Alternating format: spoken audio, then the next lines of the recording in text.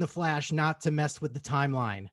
Right now, this man is helping mess with the political timeline in California and in the country. One of the organizers of Recall Gavin 2020.com. Mike Netter, how are you, sir?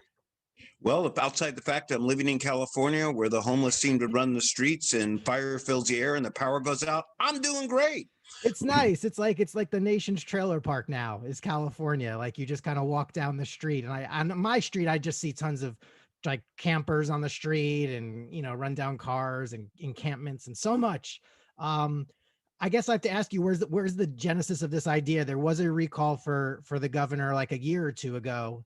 Unfortunately, there were two at the same time. But how did the brain trust of this movement kind of get together and time it out? Well, it really all started because, and I want to say that the best representative and driving force behind this is one particular person, Gavin Newsom, because he's actually uniting the state of California. And that's kind of how this came about. So some of us have participated in the last recall, which really wasn't even a year ago, which should say something about the state. And people go, there was two, Evan, and there really wasn't. There was kind of like 1.5. One of them really never got off the ground. Right. What's really amazing, and I don't think people realize the scope and breadth of what it takes to recall a governor in California. Do you mind if I lay some statistical facts on you without being socially awkward? No, lay it down. And if you want to even like tie that to how we got Arnold Schwarzenegger as well, like what was it successful about the Gray Davis recall that you guys are taking too? Yeah, lay it down. This is your time. Perfect. Well, the two things they have in common is both the governors were idiots. Okay, so let's lay that on the table right now, right? If we didn't have an idiotic governor, a recall wouldn't be possible. Gavin makes it, frankly, even easier than it probably was in the Gray Davis days. One of the things we have taken from the Gray Davis days is the organization by county. And I want to be very specific on that because a lot of people don't realize even how the election system works in California. So a group of us worked on the last recall, getting it together and trying to assist the previous person who was in charge of it, and realized that the way that was going, it probably wasn't going to be over the top. It's interesting because most people, do you know how many signatures it takes to recall a governor in California? Well, I know like your target is 2 million, but does it take 1.4 million, 1.5? Well, I'm glad you asked that question.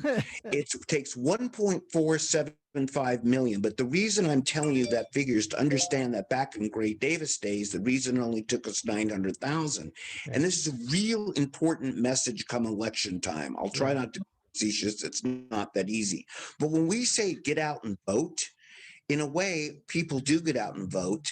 But because they get out and voted for the wrong person last time, it takes 12% of the people that voted for governor last time to recall the governor of California.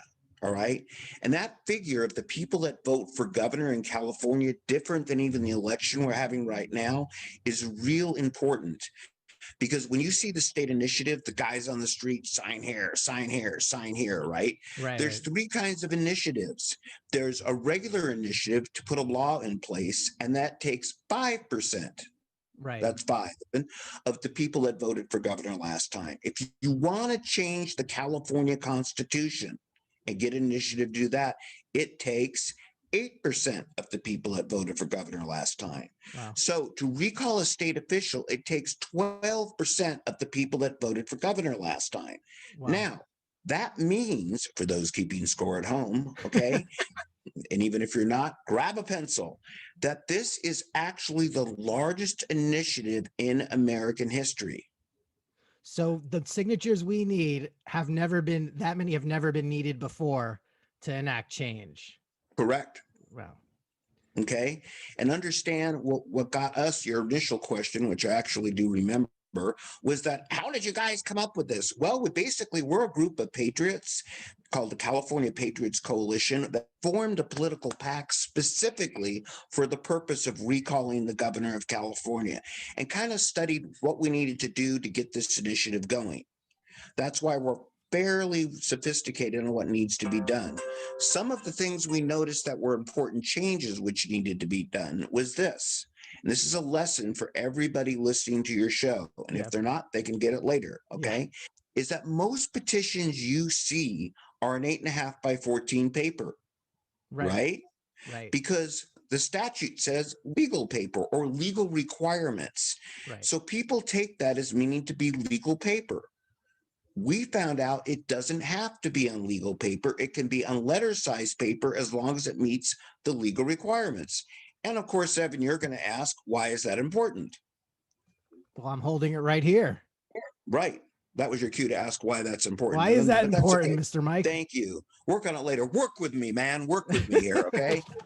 This is a struggle to get all this information out. That's important because most people, if they want to sign an initiative, especially to recall the governor in these times in California where we're locked in our houses, not allowed to go to work, not allowed to wander the streets, unless, of course, we're homeless where we get free alcohol and drugs, different show. Yeah. But since most of us are locked in our homes, we're encouraging people to print this petition from their house. Now, I don't know about you, but most people don't have legal paper at home.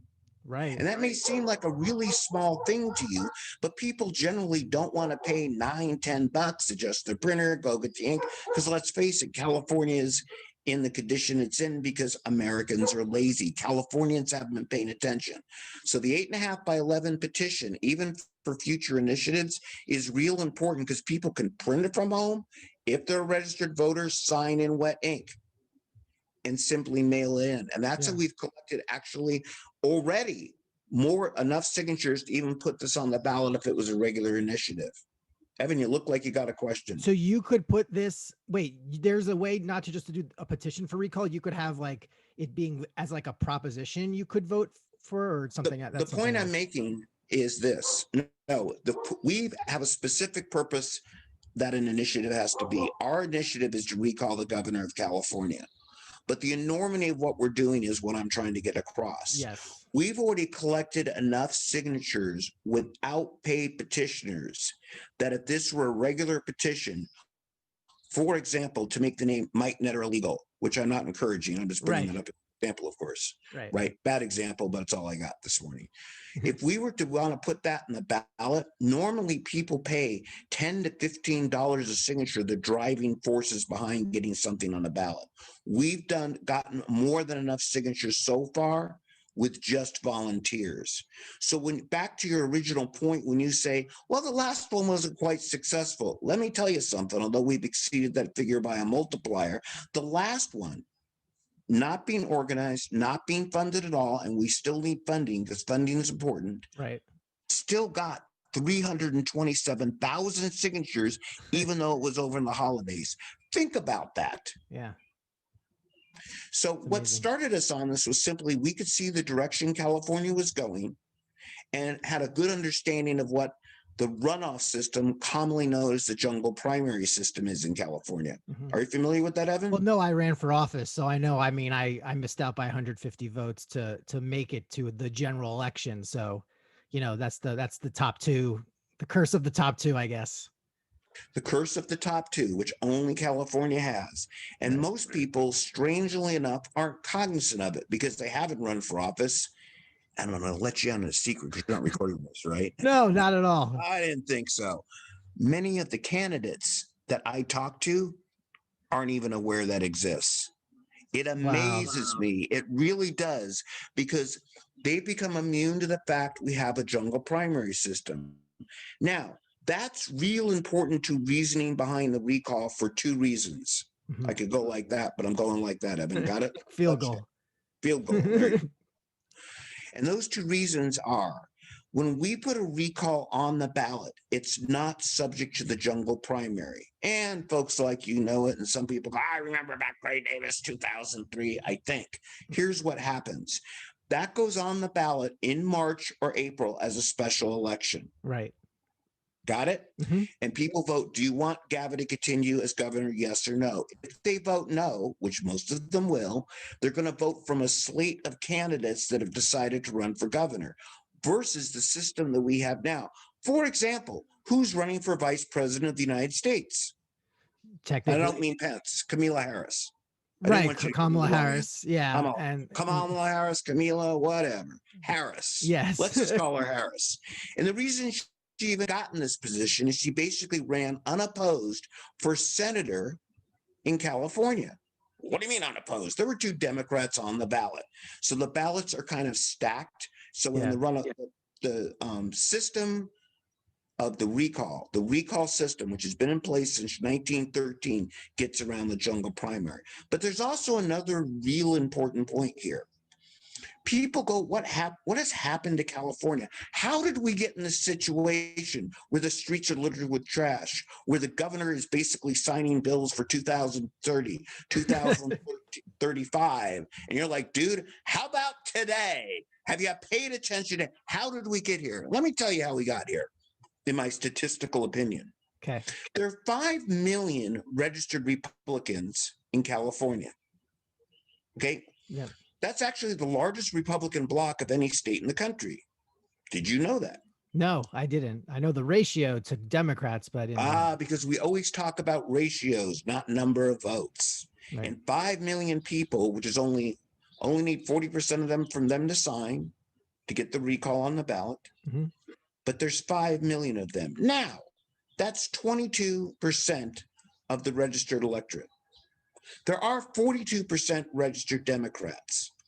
But here's what's fascinating. There are 24% NPP, no party preference, that tend to lean conservative, but have forgot to re-register or simply aren't participating in the voting process. Right. That's 6 million people. We have the voter file as a political PAC. My figures are fairly accurate. Mm-hmm. Those 6 million people, which tend to be conservative, let's just assume that even half of them voted for more conservative issues to balance the state out. Add that to the 5, that's 8 million people. Gavin Newsom is in office with only 7.2 million votes. John Cox got 5 million last time. It's the people that didn't participate out of the 18 million voters in California that put us in this issue problem. So that's why it's important to note that the jungle primary system is kind of nullified by the recall movement that we're doing. Right. And I guess to you, Evan. Then and the point, I guess, is it's not hard to recall. The people are out there that would sign this recall. It's just really a matter of just having it known. And I mean, I've just found it from friends of friends that have done signatures in the past. And it got to me where I've been now going around the neighborhood myself, and this thing is going to go past Halloween, and I created what people should call a recall-oween, where you can activate people and like get signatures because they want to sign it. They wish they knew how to sign it. And what's needed. Obviously, you guys need signatures and you guys need donations to do what? So what are their donations going to? Because I know I've had a friend where he was like, I was gonna do this much, and then I know double that, and then he doubled it. So it's important to know what we need money for. I'm going to give you some statistical facts here, okay? Sure. The pundits told us it takes $3.20. First off, let me back up for a second. Rewind, okay? Sure. Let me be clear on one thing here, all right? To your point, we only need 20% of 50% of the registered voters to get the recall on the ballot. So if only 20% of half the people registered to vote, right, even just the NPPs and the Republicans, and by the way, Newsom's done a fabulous job, and it's all over our Facebook groups, etc., of taking off the Democrats. So they're signing it too. But let me stick with my straight line statistics. The problem we have is they told us it would take $3.25 per signature for what's known as acquisition costs. Now, Evan, you seem like a bright guy. I'm going to make it easy on you, right? Assuming I even gave you a discount. Yeah. I said it's $3 a piece times about the 2 million I need because of the overage. What does that come to, Evan? $6 million. Thank you. That was good. That was very quick. I'm proud of you. Okay. You. I tutor a lot. The challenge is, well, then I should have given you the 3.25 times No, no, 1.87. use calculator. But yeah, I know. Try not to show you up because you're the host. Okay? Okay. But here's my point. What we found is that Newsom has done such a fabulous job of ticking off the state that between volunteers, and I'm getting to where we need the money, we have to print petitions, we have to get the word out. We've done emails to 1.2 million Republicans twice. We've done emails to 1.5 NPPs. That costs money. Wow. We've done some mailers. We need to advertise. Now, when people ask where their money is going, let me explain that right now, instead of the $3.25 that all the political pundits told us we would need, we are averaging about 89 cents a signature. Now, let's round that up, Evan, because I don't want you to have to use your calculator on the air. Okay. Okay. If I take a dollar times 2 million, what does that come to? $2 million. Fantastic. If this were the Price is Right, you would have won absolutely nothing. I miss Bob Barker. Yes. There you go. I miss him too, but hey, what are you going to do, right? Yeah. So he's hanging out with Ronald Reagan somewhere, I'm sure, but story for another, right? Yeah. What I'm saying is this. So in effect, we really need to raise about $2 million. That goes to paying some paid petitioners at the end of this drive. We just filed for a 3-month extension because we need to get this done in court. Yes. All right. You know that, right? I didn't know if you wanted to mention that or not. I mean, I push it like I want to get it done by the 7th of November. So do we. We want to get it done by the 7th of November, but I don't want my house to burn either. So I go with a company for insurance. Right. So insurance is a pretty good deal because we have to stress again, it's not only the future of California right now during this election. It is literally Gavin may run for president and these policies affect the country. It's the future of our nation. So we need insurance. Yes. Okay. And not to top off, the board of registers are closed. So we have about $100,000 in legal fees. Wow. We already have our court date set. We paid about half those legal fees.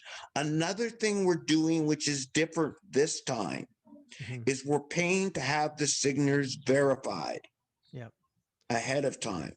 What normally happens in some initiatives that are grassroots, and I'm not quite sure where the term came from, but we call them volunteers, right? Yeah. But the grassroots or volunteers are a lot of times told, just give your signatures to the Register of Voters, who we know, of course, is the most efficient organization next to the DMV in the United States, right? I'm shell-shocked from having my votes counted from the primary. So, I'm getting mine counted twice. I got 3 ballots. Good news, I'm only turning in 2. Yeah. Okay.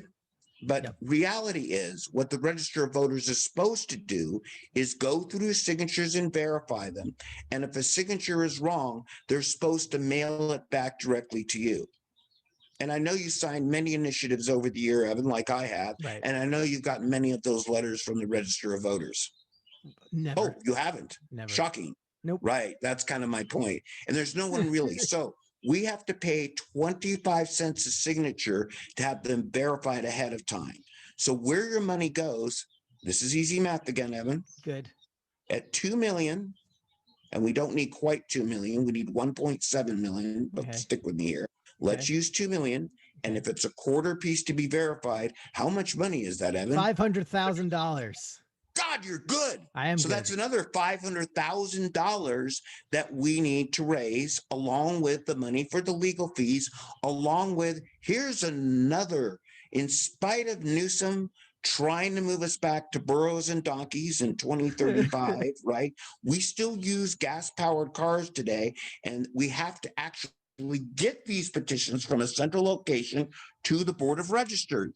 We call that freight and delivery. Yes. Okay. So that's why our signatures are probably going to average about $1 a piece to recall the governor of California. All right. So we need about $2 million.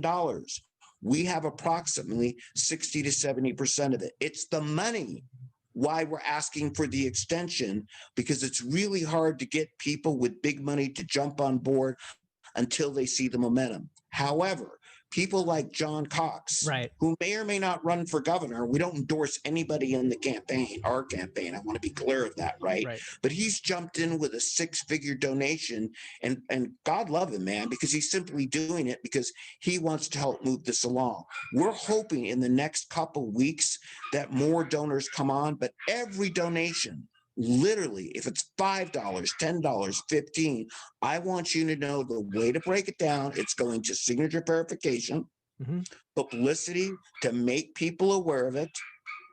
Okay. It's going to signature verification, like I think I already said. All right. Mail in and printing. That all together and legal fees is probably going to run around $2 million. We are literally, and this is transparent, we're a registered political PAC. So every quarter we put out there what our income and expenses are. Yeah. And when our new report comes out, you'll see to date, we've probably raised about, I would say, $500,000, and we're still on the way to getting it done. But that's one reason we need the extension, right? Right. There is nobody, almost nobody, and I talk to literally thousands of people on social media, live, on the streets, maybe 1 out of 150. I'll let you do that percentage on your own. Okay, I'll bring it back to you next time. Thank you. No. Are against recalling Gavin Newsom. Wait, how much? Give me the number again. Maybe 1 out of 150 people don't want to sign the recall. He's the most unifying force I have ever seen in politics for bringing the state together. The challenge we have is getting the word out. Right. And this is also really important. I get this all the time. Well, I signed online. You know, when I bought that thing from Amazon, I also signed the petition and I ordered some stuff for my house. And I've pretty much done my politics for the year. And I do plan on mailing in my ballot because I don't want to leave home and get involved. Yeah. When we say a wet signature, it means you have to be a registered voter and sign it with a pen. Got it? Sign the paper with a pen. Sign the paper with a pen. That's what makes it a legal petition. Now, you can do it from your home, and that requires enormous effort. It means you have to take this finger. Got it? Yes. And you have to find, first off, you have to attach your printer. And for those of you technically challenged out there, we have over 400 signing locations listed on our website, which I've forgotten to mention, recallgavin2020.com. I'll make up for it. You go to our website, you can find the permanent signing locations. On the front page, though, if you're not technically challenged enough to plug that cable into your printer, and you have ink, and you have letter-sized paper, here's what we ask you do. We ask that you take this finger.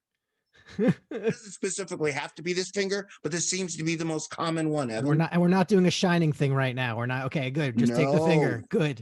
And we ask you to go to our website, and where it says print petition, we put it in really bold print for the technically challenged. Yes. We say print petition, and you line up that little cursor with print petition at recallgavin2020.com. I got to make up for lost time. And you push the button and the petition prints out. It's a miracle, Evan. Okay. And you can do it at home. It's a flipping miracle. And then we ask one more thing of you. We ask you to print. We ask you to sign. We ask you to get your family to sign. We then ask you to mail, donate if you can, and participate. If you feel it within you to print out 2 or 3 petitions, if you have the budget, because it's 2 or 3 sheets of paper. I got it. Times are hard, right? Some people, I understand. But if you have the budget to print even 5 sheets of paper, I want you to think about this. I'm going to make this math hard, but it's a strange figure. We have 67,000 volunteers, but if 25,000 volunteers got 67 signatures each, we'd have the number that we need. Yeah. It's simply getting the word out. The money needs to go to get the word out. At recallgavin2020.com, we have Facebook groups you can join. We ask that you get on our mailing list in case the social media folks decide, oh, this isn't a good idea. Yep. Gavin may call them. Yeah. But more importantly, we ask you to participate. Not just give us one signature, but many.